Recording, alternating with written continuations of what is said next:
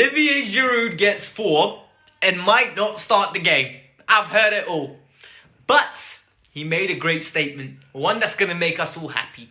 Chelsea versus Leeds preview, I bring it to you. Welcome to the Kavkas view, and today we're going to cover the press conference with Chelsea versus Leeds. We've got some up-to-date news on Olivier Giroud saying he's going to stay at the club.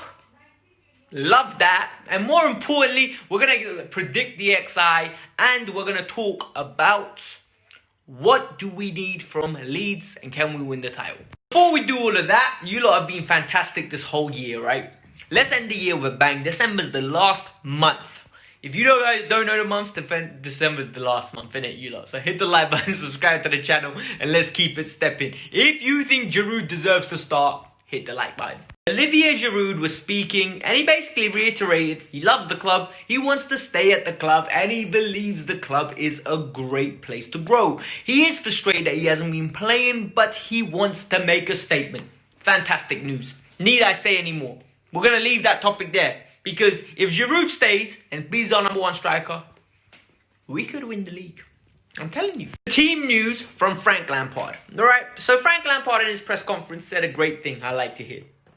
No new injuries, bruv. No new injuries. That makes me so happy to hear. You lot don't understand it, honestly. No new injuries means we are spoiled for choice. We've got rich people problems. We've got problems where we have too much of a selection. It's as simple as that. Rich people problems in every avenue, apart from goalkeeper. But we keep it moving. Frank Lampard says he cannot give Olivier Giroud guarantees, but Ollie's making it nearly, not impossible, but he respects him. He loves the way he trains. He loves the way that he is in and around the squad. He's the optimal professional. And that's something we have to respect about Frank Lampard's opinion of Giroud.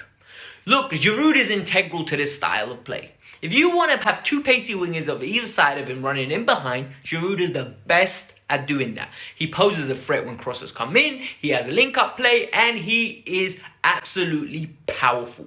And he's got a great beard, but we're not going to talk about that. So, Frank rates him, we rate him, let's hope Giroud stays, and guides us to the title. I'm telling you, I'm starting to believe. Frank was asked, is Tammy Abraham getting worried? Worried about Olivier Giroud scoring? Listen, big man, if he ain't, he better start. Tammy, my good friend. 3rd choice striker is going to be your position.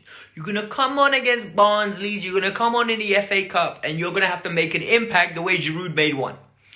For me, one's an international player for France, the world champions, the runners-up in the European Championships. The other one's England's 3rd choice striker. I know who I want to be my 2nd choice and main striker, okay? Olivier Giroud. You guys are going to disagree, but I don't care. Because you guys are going to still watch because, look, this channel's great. You lot love this channel, don't lie. I hate nothing more, right, than when people are, Chelsea versus Leeds is a big game. In my lifetime, it's not a big game. And that's the truth.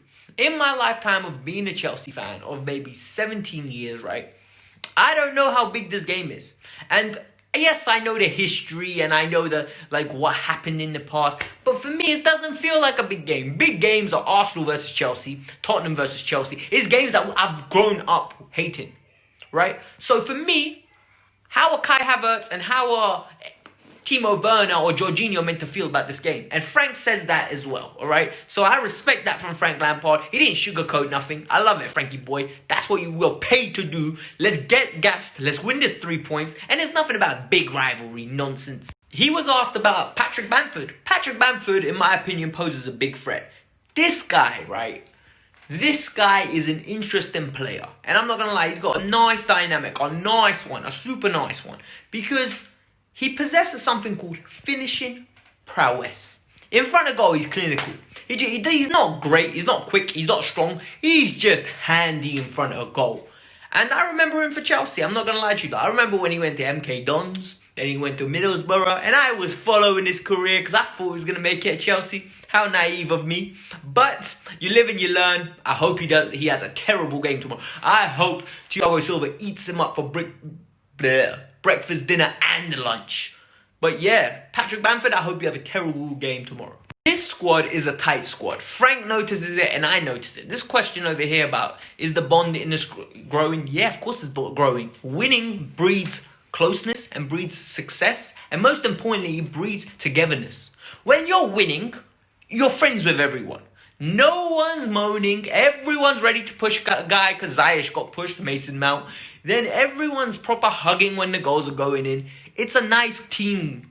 I'm not going to lie to you, this is a likeable Chelsea team. It's been a while since I could say that. There's a bunch of players on this team, I'm like, you know what, I actually like these guys. And this is fantastic. This is good to see. Frank Lampard was asked about this typical question. Oh, do you think playing against Sevilla and then coming back? Look, it's going to be a difficult game. We all know, but you're a big club, you're going to have to adjust. This game could easily be a draw. And I'm not going to lie to you guys. I'm not going to sit here and BS you because why would I do that? We have a respectful relationship out here. I'm not even lying to you guys. Honestly, this is a tough game. Leeds are a hard outfit. We've travelled from Spain back here, COVID restrictions, the COVID restrictions and all that nonsense, yeah? All of that is playing an impact. Then we have to travel to Leeds and play them. Guys, it's going to be tough. We might draw. We just have to make it a convincing draw if we do. But let's hope we win. In goal is going to be Edouard Mendy. Edouard Mendy has kept 9 clean sheets, guys. 9 clean sheets in 12 games. Definitely a starter. Oozes confidence. Oozes calm. Beautiful player. Love it. Right back is the best right back in the league. Reece James is going to start. And he's going to have a tough game. Because Alioski on that left-hand side is going to be bombing forward every attempt non-stop. And he's going to have to react. He's going to have to retaliate. And he's going to have to be switched on. I'm really excited to see this test for Reece James. I think he's going to pass with flying colours. We're going to have a centre-back partnership of who? We're going to have a centre-back partnership of Kurt Zouma and Thiago Silva. Best centre-back partnership we've had in years. And I'm really excited to see how they're going to handle this fluid nature of the Leeds midfield. Running in and around, willing runners in behind. Patrick Bamford just gliding around, waiting for a one-touch finish. It's going to be exciting. And I can't wait to see how we cope with it. Left back is going to be Ben Chilwell. Ben Chilwell's been poor in recent weeks, in my opinion. A lot of people aren't mentioning this. I've been saying it religiously. I really think he needs to improve and show us why we spent so much money on him. The last 3 games, his standards have dropped. And I expect him to be at Reece James standards. A minimum 7.5 every week. So, Ben, it's time for you to step up and show us what you're made of. It's going to be a tough test. You're going to have, I think his name's Rafinha or something like that on the right wing. And he's a good player. He's going to cause him a lot of problems and he needs to be switched on. N'Golo Kante is going to start at the tip of the defense. He's going to be shielding at defense and he's the best player we have. He is world class. He walks into any team in the world and those are few and far between. So for me, he needs to play no matter what in these big games. Rest him against Krasnodar next week. Doesn't need to touch pitch. So rest him. On the right-hand side, I genuinely think it's going to be Mateo Kovacic again. I don't think Kai Havertz is fit enough to play this game. And I don't think Frank Lampard wants to rush Kai Havertz back in. And nor do I think he should. Kai Havertz needs to get nurtured and educated with his adaptation to the league. You don't dash in players and expect them to flourish straight away. That's how you ruin them. The first 3 months could ruin a player, and the first 3 months can't make a player, if you know what I mean. He can be fantastic for 3 months and drop off like Morata did. But if he's terrible for the first 3 months, that can just ruin his psychologically forever. So we need to be very careful and considerate in how we're doing it. Kovacic's combative and battling side will be fantastic. We just need to keep him. Left-hand side, Mason Mount. Mason Mount is going to be fantastic in this game. High energy, high physicality, and more importantly, it's going to be a one way you can bite. He's one that knows about this Leeds and Chelsea derby. Guaranteed. He is Frank Lampard's son. Frank would have educated him on this like millions of times. And I'm not going to lie to you. Mason Mount's one of these players you want to have on your side. When it comes to games like this, he is nippy, he's a little dog, he's a chihuahua ready to fight, bruv. I'm telling you, you want him in your team. Hakim Ziyech, with all the time and space, right? Leeds are going to press. But there are going to be times, right, where he's going to have time and space. And this is because Leeds' press at some times is so unorganized that they leave them like with acres of space. Not little space, acres of space. And Ziyech will get his head up and pick someone out.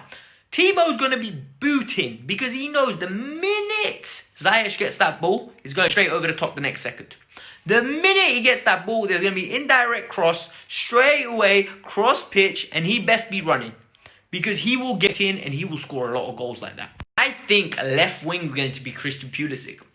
Christian Pulisic is going to start ahead of Timo Werner on the left wing. And I think Pulisic will get the start because of the way Liverpool play. There's going to be a lot of pace in our front line. Ziyech doesn't have it, but the left winger has to have it. And Pulisic will get the nod. Number 10, and Frank loves him. You can tell Frank is going to make it his personal agenda to make Christian Pulisic our number 1 winger. And I can't wait to see it. Number 9 is going to be Timo Werner. And the reason it's going to be Timo and not not even Havertz or Giroud or Tammy, I just think that raw pace is going to cause Ayling and Dallas and all those guys that they have in centre back a lot of problems. And I think it's going to be super interesting what they're going to do. So Timo, in my opinion, is going to score. We're going to win 2-0. And I think it's going to be a great game. It's going to be a great game for the neutrals to watch. Get your popcorn, because there will be a review on the Kavkas view straight after, as there always is. Hit the like button, subscribe to the channel if you're new. And yeah, I'm out. Peace out. Let's go. Leave the comments below, alright? Bye.